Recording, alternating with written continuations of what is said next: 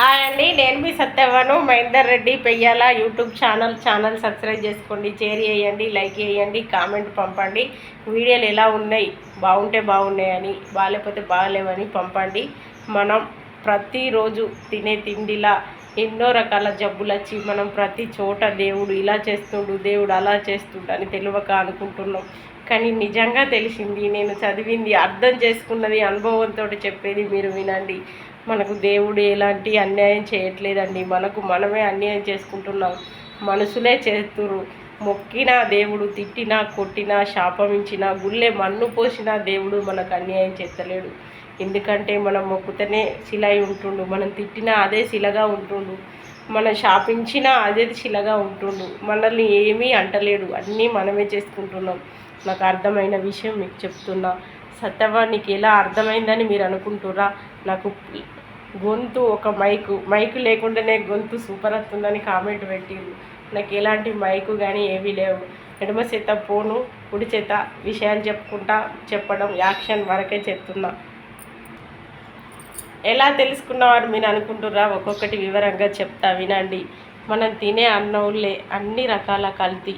చూడు, మీరు రైతులు బియ్యం అడ్లు పండించి మీరు అమ్మితే ఆ అడ్లను స్వయంగా పట్టించి బియ్యం రూపంలో మనకి ఇవ్వకుండా అందులో ఏవో మందులు పోసి ఇంకాస్త ఎదగాలని ఏవో కలిపి అన్ని కొత్త రోగాలు వచ్చేలా పౌడర్లు వేసి అవే మీరు పండించిన అడ్లను మీరు పండించడానికి కొన్ని మందులు కొడితే కాపాడడానికి ఇంకొన్ని మందులు కొట్టి తిరిగి మనకు అన్ని మందుల రూపంలో తినమని ఇస్తున్నారు. ఇది దేవుడిస్తుండా అండి? ఇది మనం చేసుకునేదే. మనం ఒకటి ఉప్పు ప్యాకెట్ తెచ్చుకొని పోతే సముద్రం నుండి స్వచ్ఛంగా ఉప్పు వెళ్తే ఆ సముద్ర దేవత మాత్రం కల్తీ కలుపుమని చెప్పిందా అండి? ఉప్పు ఎక్కువై డబ్బు ఎక్కువ రావాలని మనిషి అందులో ఉప్పుకు సంబంధించింది వైట్ది ఏదో మట్టో దుబ్బనో కలిపి మనకు అర్థం కాకుండా మంచిగా రావాలని చేసి మంచిగా 10 ఉప్పు ప్యాకెట్లకు 20 ఉప్పు ప్యాకెట్లు చేసి మనకే అమ్ముతురు. అది కూడా దేవుడు చేసిందా? కాదు కదండి.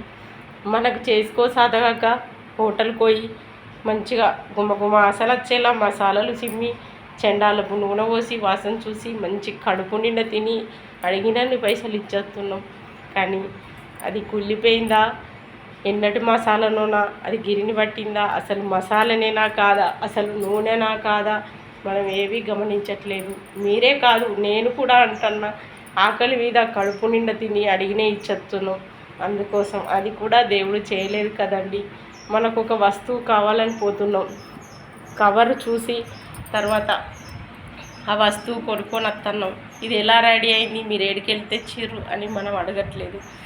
అది దేవుడు చేయలేదు. అందుకే దేశం మీద ఏ రోగం కానీ దేవుడు చేస్తలేడండి. అందరూ అర్థం చేసుకోండి. ప్రతి ఒక్కటి మనిషే చేస్తుండు. అందుకే మన ఆరోగ్యం మన చేతుల.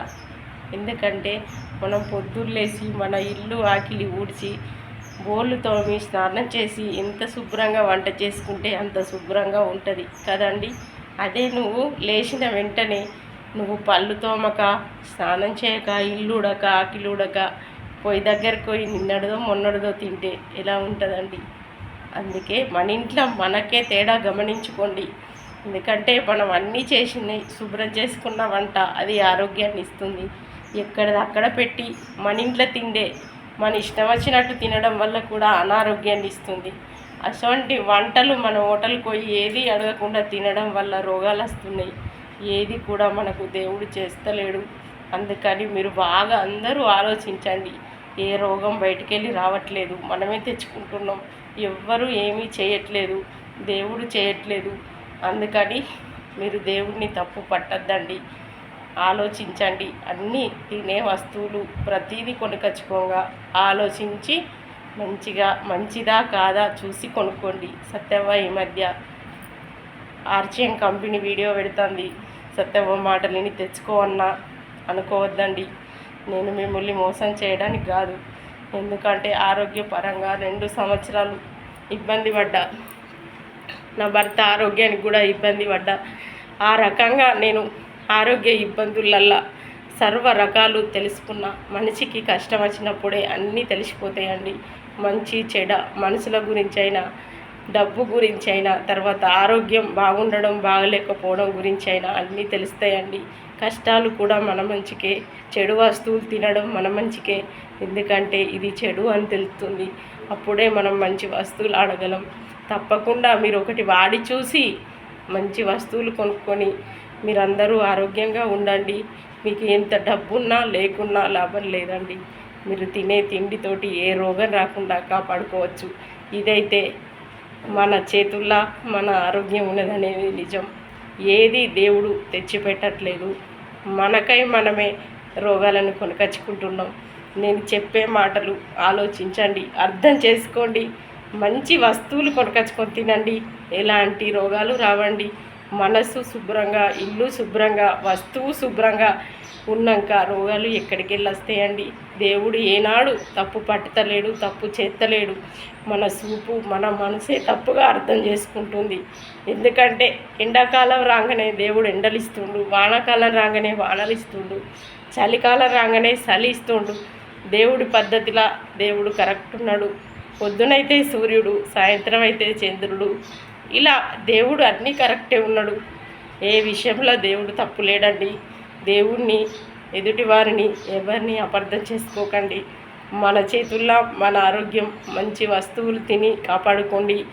ఆర్చియం కంపెనీ అనే కాదు, ఆ కంపెనీ ద్వారా వస్తువులు తక్కువ, డబ్బులు తక్కువ, అన్నీ తక్కువ వస్తాయని కొనుక్కోమంటుందని మీరు అపార్థం చేసుకోవద్దండి. మీరు ఎక్కడ ఏ వస్తువు తెచ్చుకున్నా ఆలోచించి తెచ్చుకోండి. మంచి వస్తువులు వాడి మంచిగా బతకండి. మీ పిల్లలు, మీ కొడుకులు, బిడ్డలకు మనవలు మనవరాలు వచ్చాక సంతోషంగా బతికి జీవించిపోయిన జీవితానికే కదా ఆత్మతృప్తి. అందుకని మీరు డబ్బులు పోతాయని ఆలోచించకుండా మీ ఆరోగ్యం చూసుకొని మంచి వస్తువులు తెచ్చుకొని తినండి. నా 1430 మంది సబ్స్క్రైబర్లకు చివరిగా చెప్పేది, ఆరోగ్యమే మహాభాగ్యం అండి. ఆరోగ్యాన్ని మించిన భాగ్యం లేదండి. ఆలోచించి ఆయుసు పెంచుకోండి, బాగుండండి. బాయ్ అండి.